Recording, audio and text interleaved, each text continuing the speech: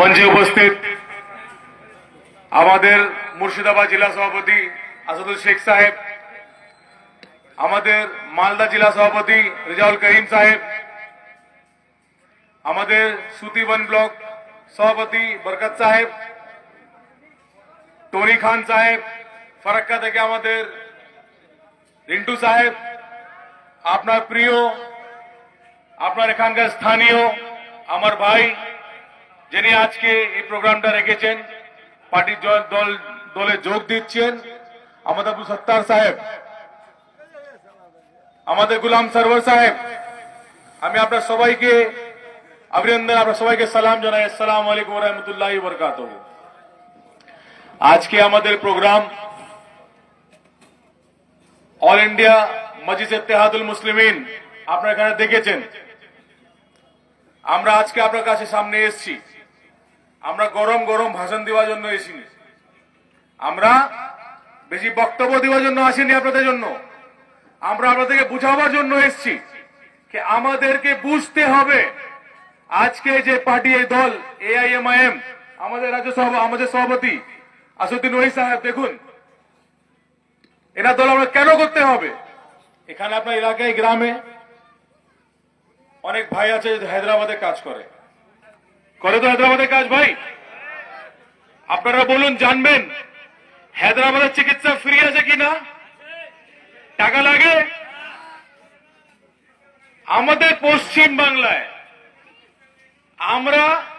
আমি বলেছিলাম কলকাতায়, আমি প্রেস কনফারেন্স করে বলেছিলাম পশ্চিম বাংলা সংখ্যালঘু মুসলমান 40%, পশ্চিম বাংলায় আমরা 40%, রাজ্য সরকার বলে 23%। আমি বলি, আর দায়িত্ব নিয়ে বলছি, আমরা 40%।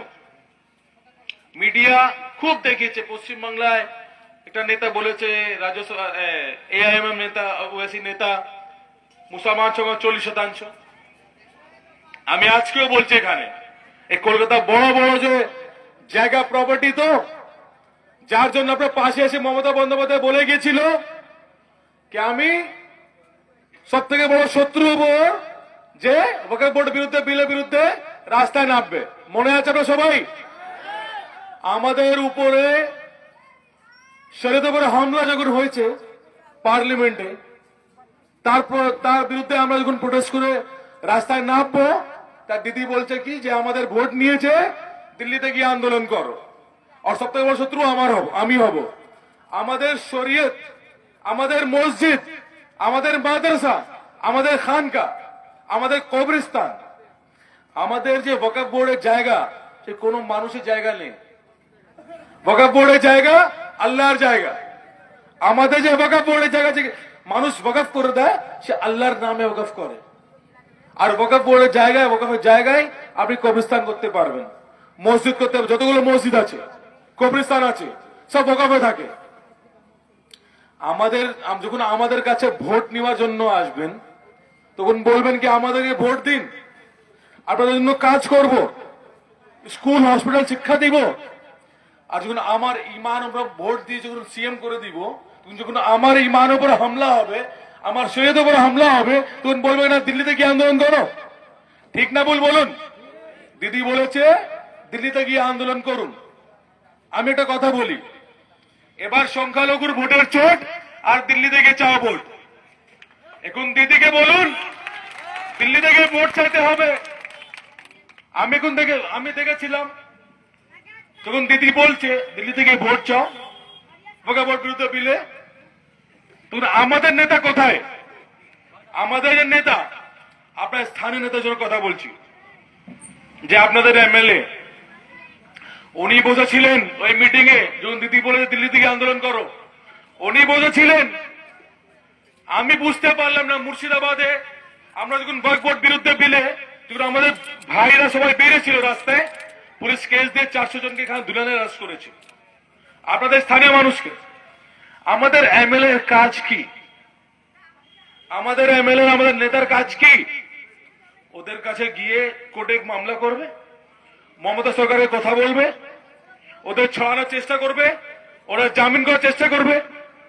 আর ওদের ওদের সামনে দাঁড়িয়ে থাকবে, এটা আমাদের নেতার কাজ। কিন্তু আমাদের নেতারা চুপ করে দিদির কথা শুনে বসে যায়। আমাদেরকে বুঝতে হবে আমাদের ভোট দিয়ে যাচ্ছে, আর আমাদের জন্য কোনো কথা ওদের গলা থেকে বেরোচ্ছে না। রমজান মাসে আমরা রোজা রাখি তো, আর আমাদের যে নেতাগুলো আমাদের এলাকায় এসে খুব খুব কথা, বড় বড় কথা বলবে। আর যখন মমতা দিদির কাছে চলে যায় তখন ওরা চুপকা রোজা রেখে নেয়, কিচ্ছু কথা বলে না, মুখটা বন্ধ করে রাখে। আমাদের ভোট বুঝতে হবে, আর আপনাদেরকে বুঝাতে হবে ওদেরকে, আপনাদের নেতাকে আপনারা বুঝাতে হবে যে তুমি আমাদের ভোট নিয়ে গেছো, তুমি আমাদের ভোট, আমাদের কথা বলতে হবে তোমাকে।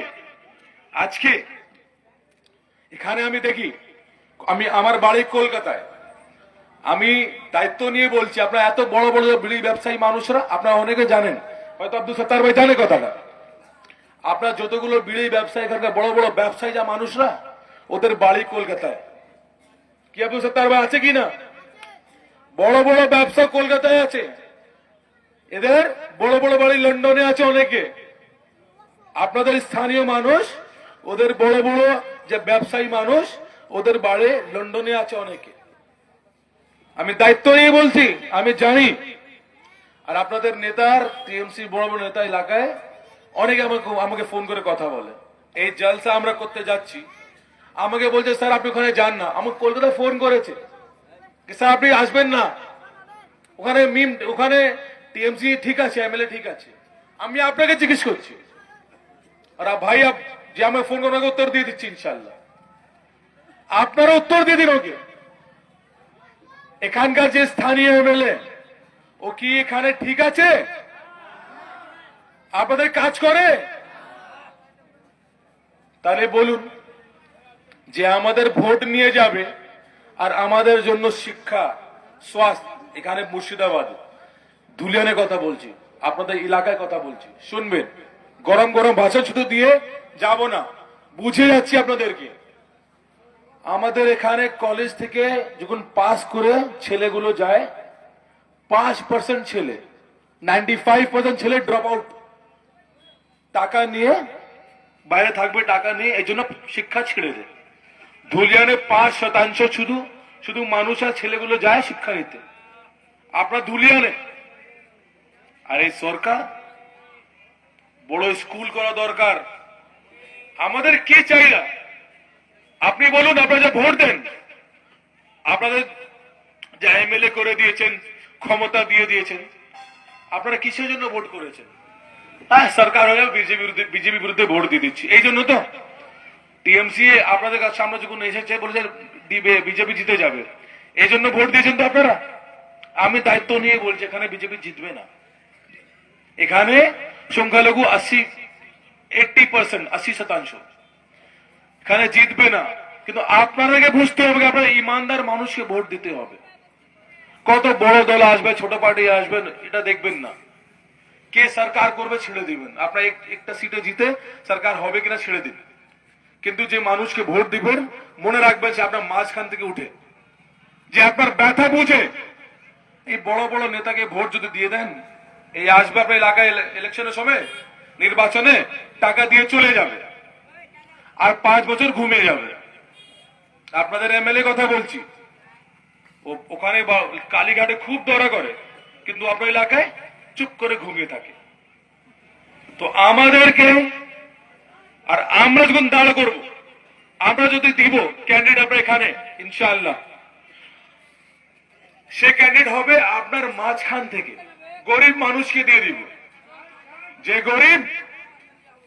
গরিব মানুষ হবে, গরিবের কথা ভাববে, যে আমাদের সঙ্গে চলাহাটা করবে, রাস্তায় বাজারে কাপড় সবজি কিনতে যাবে, সে আমাদের ব্যথা বুঝবে। আর যে গাড়িতে আসবে, আপনারা ব্যথা বুঝবে আপনার ব্যথা। তাহলে আপনারা আপনাদের এলাকা থেকে, আপনার ভিতর থেকে লোক মানুষকে একটু দাঁড় করে দিব, যে আপনার ব্যথা বুঝে। আপনার টাকা কিছু দিয়ে ওকে ব্যবস্থা করে ইলেকশন লড়িয়ে দিবেন, করে দিবেন তো। এখন টাকা নিয়ে ভোট দিবেন না কোনোদিন। যে টাকা আপনাকে দিবে, 500 টাকা যদি আপনি দিতে যদি কেউ আসে, ভোট নেওয়ার জন্য আপনার, তাহলে আপনার মনেও আপনার কাজ করবে? মনে হয় করবে কাজ যে 500 টাকা দিবে? প্রশ্ন করতে হবে।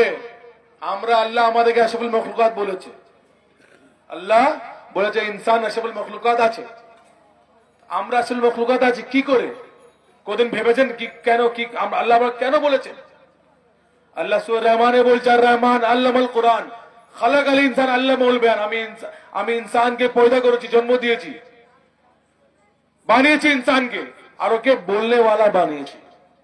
আমরা আমাদের ব্যথা বলতে পারি, আর কোন পৃথিবীর কোন যতগুলো পৃথিবীতে যে জানোয়ার আছে সেই জানাজার ভিতরে কেউ কথা বলতে পারে না। শুধু একটা মানুষ আমরা, আমাদেরকে আল্লাহ সাল্লাল্লাহু আলাইহি ওয়াসাল্লাম বলে দিয়েছি। তো আমরা এই জন্য যদি আমরা বলার বন্ধ করে দিই, গরম গরম ভাষণ দিয়ে যাচ্ছি না, বুঝাবার জন্য বলছি। আসবো আলহামদুলিল্লাহ, গরম ভাষণ অনেক ভালো করে দিতে পারি, দিব আগামী দিন। কিন্তু আপনাদেরকে বুঝতে হবে, আমাদের পার্টির কর্মীগুলো আপনার সঙ্গে আছে। দেখে যাচ্ছে যুবক ছেলেদের বাইকে করে, আমার 3 কিলোমিটার থেকে বাইকে করে নিয়ে এসছে। আমাদের নতুন যে জেনারেশন দাঁড়াচ্ছে, ওরা বুঝে গেছে কেন আমাদের হকের জন্য লড়াই লড়তে হবে আমাদেরকে। আমাদের দাবি, আমাদের অধিকার যাত্রা শুরু হবে 10 ডিসেম্বর থেকে। পুরো গোটা পশ্চিমবাংলা ঘুরবো আমরা অধিকার যাত্রা করে, হেঁটে হেঁটে ঢুকবো। ইনশাল্লাহ আপনার এখানে আসবো, আপনারা যদি অনুমতি দেন তাই ইনশাল্লাহ এখানেও আসবো। আপনি সত্তাবাকে বলবেন আমরা আসি, আপনারা চাইছেন আমরা এখানে আসবো?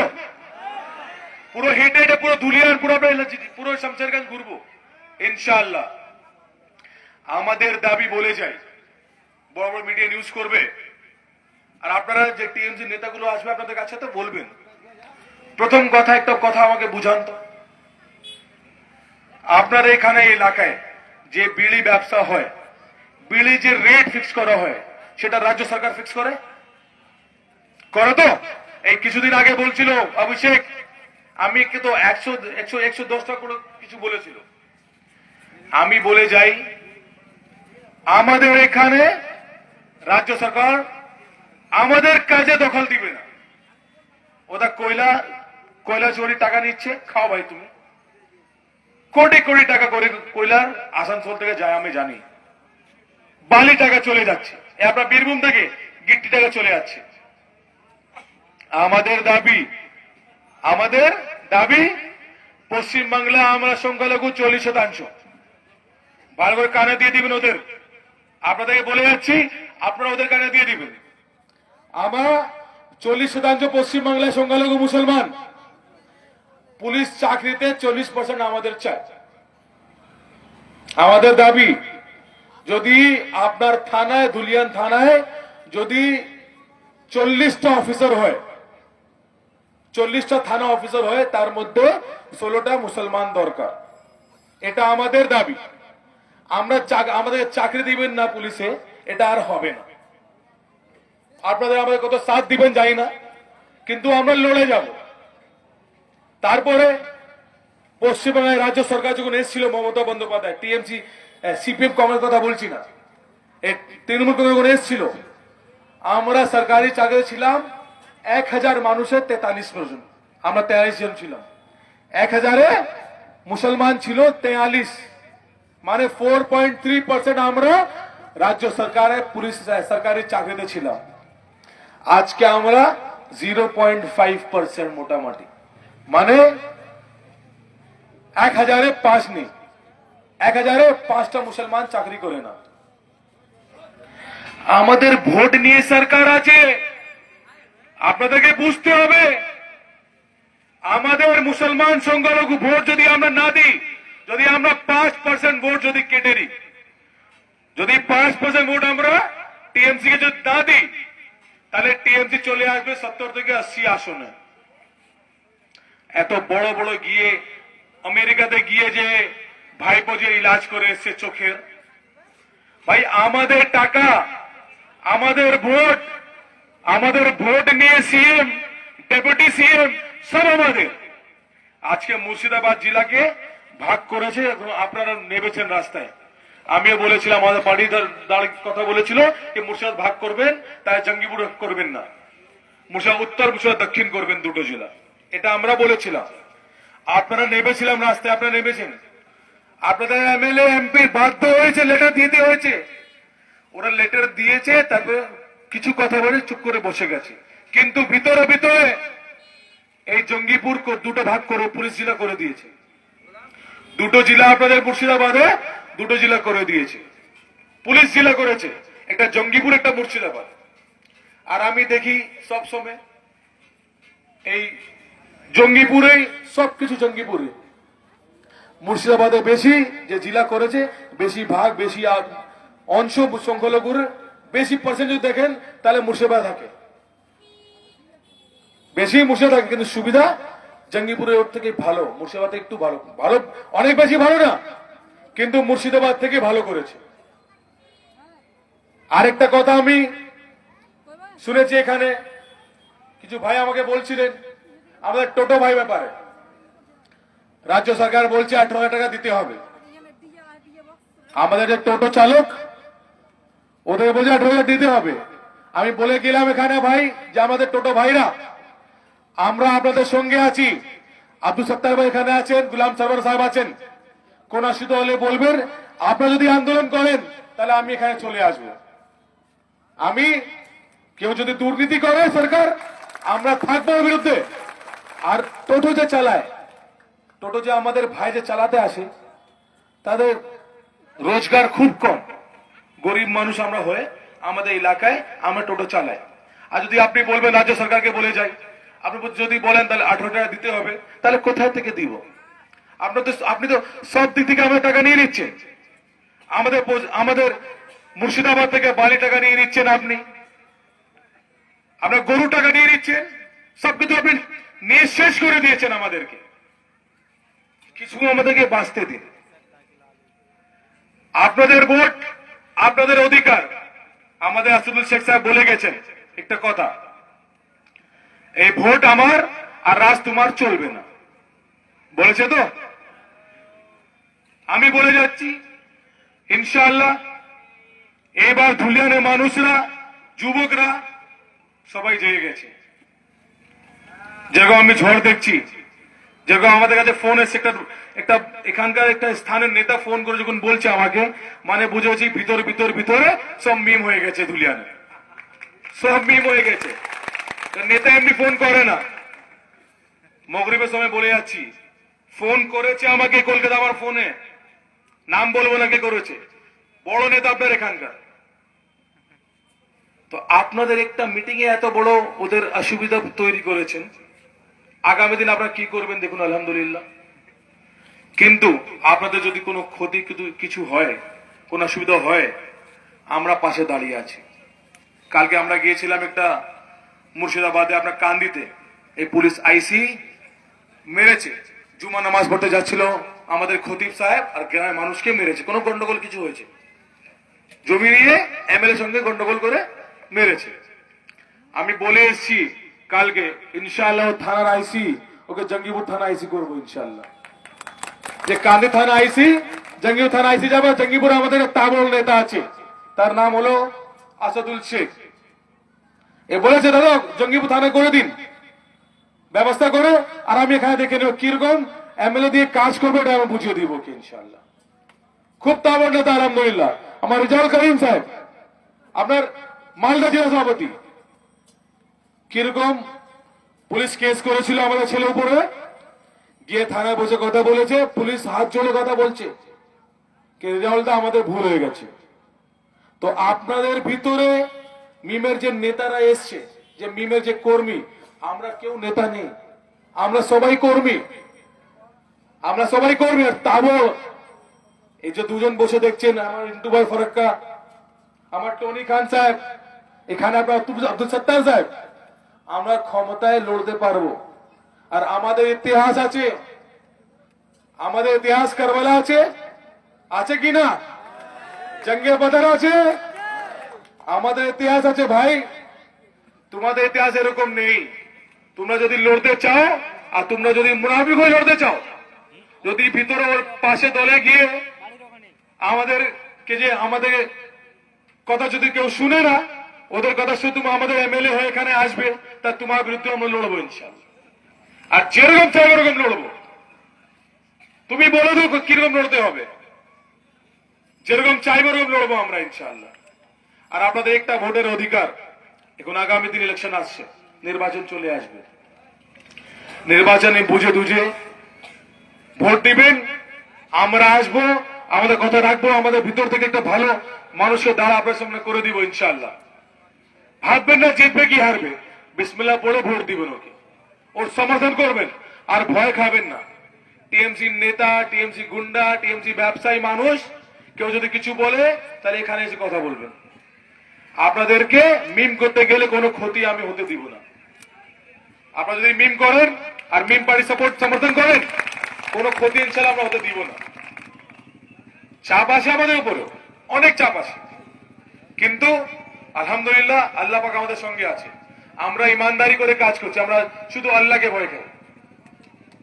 আগামী দিন আসবো আপনার সামনে, আমরা যদি কোনো ভুল কথা বেরিয়ে যায়, টিএমসি নেতাগুলো যা বলেছি, গুন্ডাদাকে বলছে, তাদের জন্য তাদের সঙ্গে ক্ষমা চাইছি না, আপনাদের ক্ষমা চাইছি। যদি আপনারা আমার কথা যদি ভুল লাগে তো আমার ক্ষমা করবেন। ভাই দাদা যা ভাববেন করবেন ইনশাআল্লাহ। আগামী দিন আমরা এখানে আবার আসবো। আর আমাদের আবু সত্তার ভাইকে ডাকুন। আবু সত্তার স্যার, আপনাদের ব্লক সভাপতি আব্দুল সত্তার সাহেব,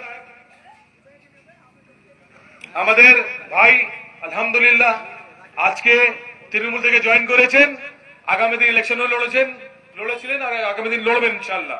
আব্দুল সত্তার আমাদের ব্লক সভাপতি, আপনারা সাথ দিবেন তো? আব্দুল সত্তার সাহেব থাকবেন তো সঙ্গে?